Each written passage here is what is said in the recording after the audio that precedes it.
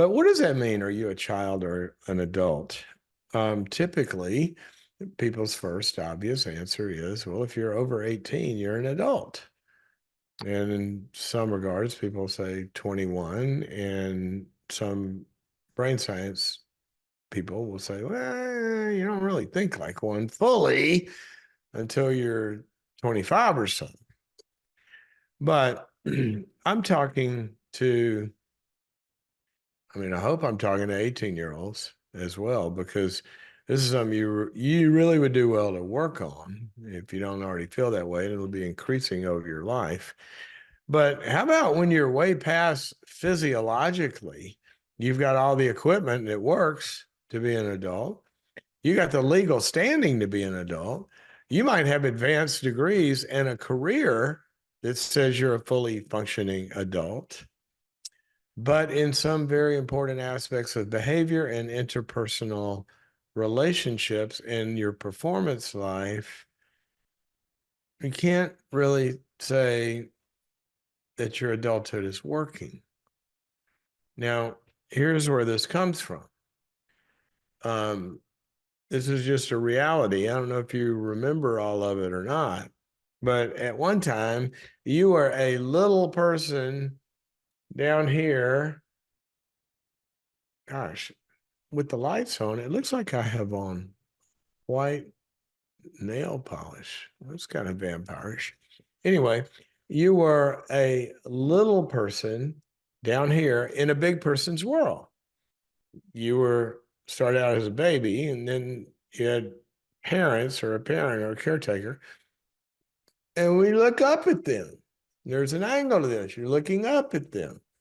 Well, that's true. They are the big people. And you know what? They have all the power in a lot of ways. Why?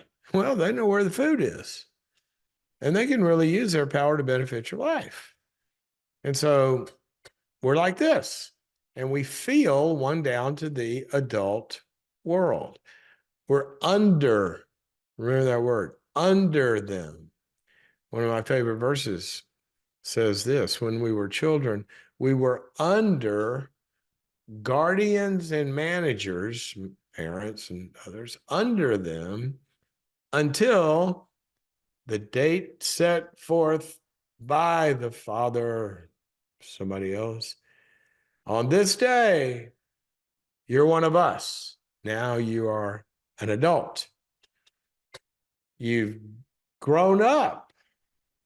Now, obviously, physiologically, but we're supposed to be growing up psychologically, emotionally, spiritually, and some other ways to be able to function as an adult.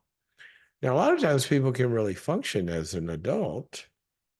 You can drive, you can work, you do a good job, you develop a lot of career skills. But emotionally, psychologically, what happens when you get to the table with other equal adults and you still feel like a child inside? You've heard like imposter syndrome. I'm acting like I'm one of them, but I sure don't feel like one of them. Well, if you look at your actual skills and all of that, you really are, but subjectively in your experience, you don't feel like it. Why? Maybe because you're afraid of their disapproval. Maybe you're afraid of their criticism as it comes down psychologically. Maybe you're afraid of their disagreeing with your opinions as it comes down. Maybe you're afraid that they won't think you're good enough. You have an inferiority feeling. Well, that's not what psychology and the Bible both would tell you is healthy or that you should feel, because you're equal as a human. Does not mean that you're equal in IQ. You might be smarter than them. You might not be as smart as them. Doesn't mean you're equal in terms of skills. You might have different skills or same skills, but less than or more than them. That's not what we're talking about here. What we're talking about is, do you feel like you're on equal footing? Because that's what we need to feel. Sometimes people are getting paid big salaries to be at the table as a team member with the CEO, right?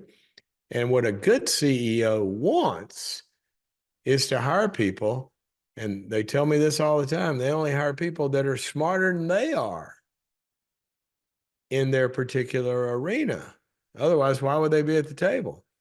But sometimes the people feel like, well, I can't give that idea. I mean, he's or she's the CEO, can't disagree with them. Well, that's a bad culture, but that shouldn't be the psychological reality.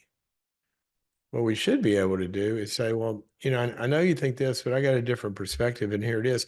And then we all look at that together. Now, ultimately, the boss is in a position of above, but the position of above is very different than the psychology of above, because that means they get the ultimate call. And after we disagree, and what I work with on a lot of executive teams and companies is, we got to get the psychological safety here to disagree. But then if whoever has the decision rights to make the call, once they say, well, I've heard everything, we're going this way. Well, I disagree, but I'm fully committed because you're the boss. Now, here's what happens. If people don't feel equal, they can't fully commit, or they fully commit and feel put down and not listened to and unheard, even when they have been, because of their psychology. And because they feel like, I got to give in to, no, adults don't give in. An adult made the choice to take that job in a value exchange and have different roles. Okay. When, for example, um, we sign up with a contract to live under certain requirements, that was an adult decision. So when I do what my boss tells me, I'm validating my adulthood. I chose that.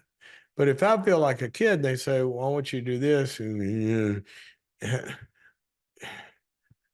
they don't respect me, or that's, now I understand there's demeaning treatment. I'm not talking about that. I'm talking about all things being equal, that is good.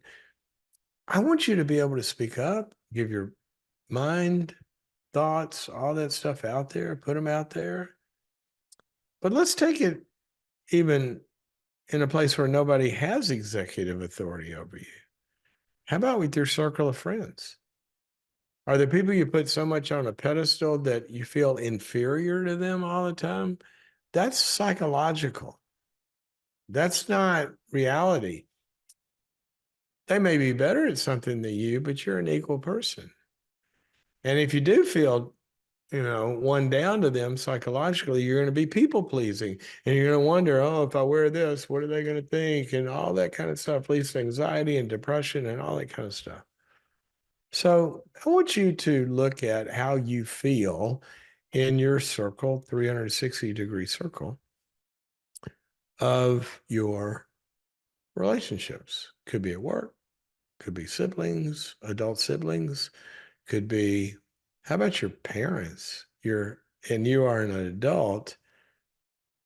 Can you call home and say, you know what, we've decided we're not going to come home for Thanksgiving this year. We're going to do our own thing. What? Oh no, can't say no to mom or dad. Well, maybe that they don't like that, but equal adults disagree.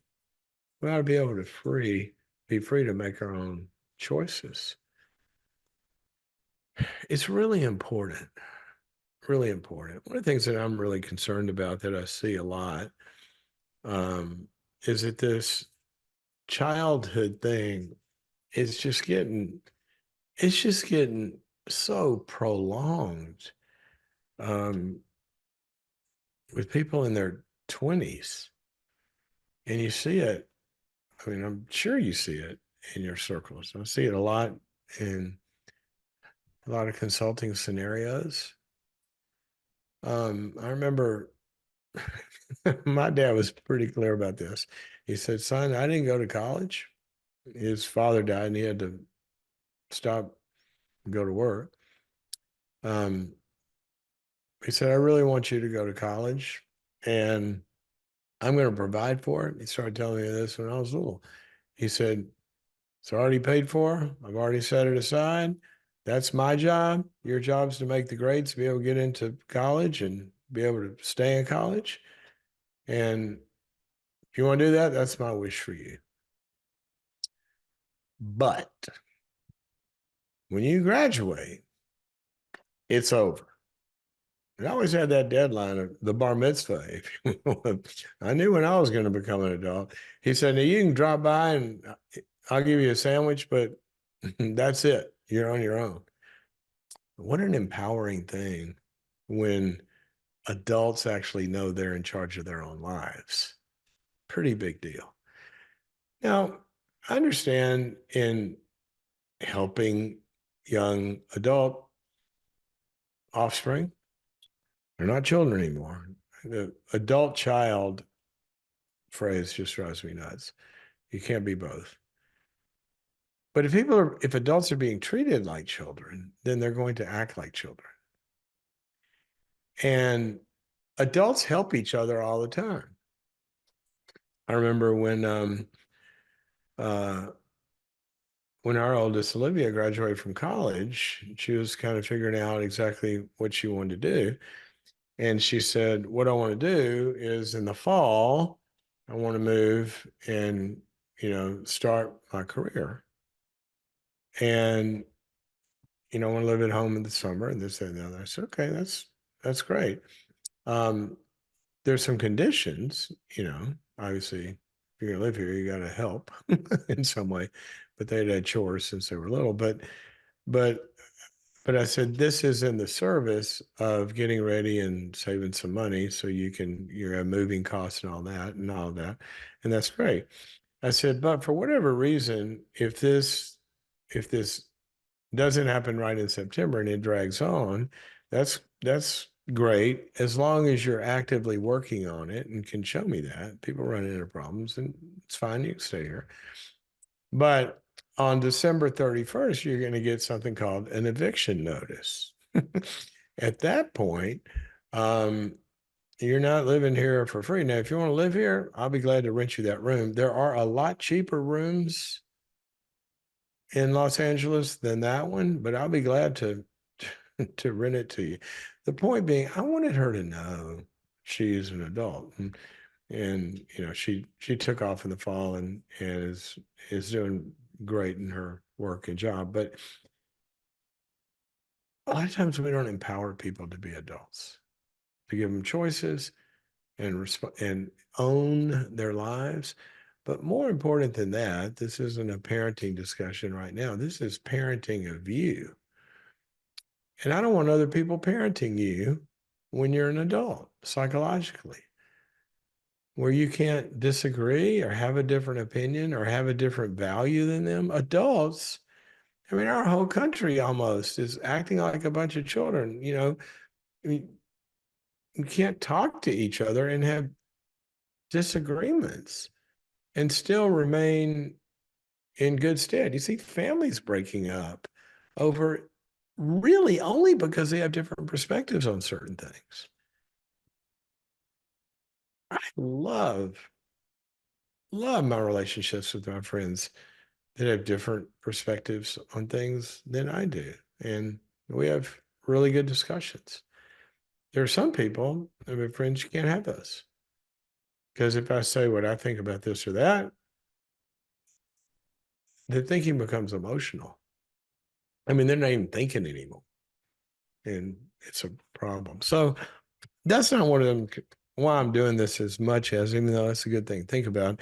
But why I'm really doing this, I don't want you having anxiety and needing people's approval, other adults' approval to do what's rightfully yours. You can choose your values. You can choose your tastes. You can choose the direction, your career, all of that, and hopefully get a lot of input from other adults who know what they're talking about. Stay away from idiots, but other adults that know what they're talking about. And then you can take those and you can weigh them. The scriptures are full of this. Psychologists work on this every single day. People pleasing, seeking approval from people instead of God and your own values. It'll drive you nuts. It will drive you nuts. It'll depress you. It'll stop performance. Performance anxiety increases, guilt over failure, all that kind of stuff. Become equal in terms of your right to be a human with other adults. Very important in marriage. Psychological equality, where people can feel free to say. The reason I'm laughing, and I'll go to the questions in a moment. When Tori and I first got married, so we come back from our honeymoon, and we're going out to dinner with somebody, and you know, she's getting ready, and she walks in and says, "What do you think about this dress?" I said, "It's great." She goes, "I think it's a little too casual for tonight. I'm gonna get a different." I said, "Whatever." Comes back in and said, "What do you think about this one?" Definitely not casual. I think it's great. She goes, "Well, it might be a little too warm. It's a little chilly, or it's not that chilly outside." And yeah, and she goes off, comes back in. "What do you think about this one?" "Definitely not too warm. I think she says, "Well, I don't know." And she comes back fourth time, different dress. She said, "What do you think about this?" I said, "I'm not saying." She says, "Why?" I said, "Because every time I give you my opinion, you don't do it. So why am I even, what difference does it make?" And I'll never forget this. She goes, "Just because I want your opinion doesn't mean I have to do it. It's called boundaries. You wrote the book." I went, "Oops, you're right. I'm free to speak my opinion. You're certainly free to wear a different dress." I would like to get there on time. Okay, so a little diagnostic session there on where are you? Do you feel equal to others? Well, start speaking your mind and go through the anxiety, and you'll learn that life gets better after you kind of grow.